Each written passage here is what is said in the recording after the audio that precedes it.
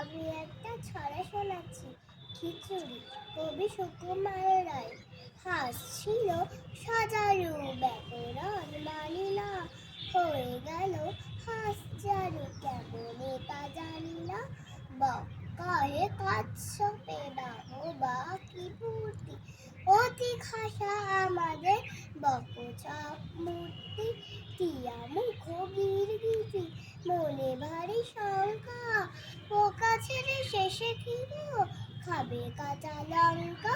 ছাগলের পেটে ছিল না জানি কি ফন্দি, চাপিল বিছার ঘরে ধরে মুড়ো সন্ধি।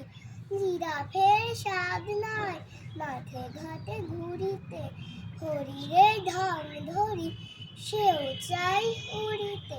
গরু বলে আমারেও ধরিল কি ও রোগে, মোর পিছে লাগে কেন হতভাগা মোরগে। হাতির দশা দেখো তিনি ভাবে জলে যায়, হাতি বলে এই বেলা জঙ্গলে চলো ভাই। সিংহের সিংহে এই তার কষ্ট, হরিণের সাথে মিলে সিংহর কষ্ট।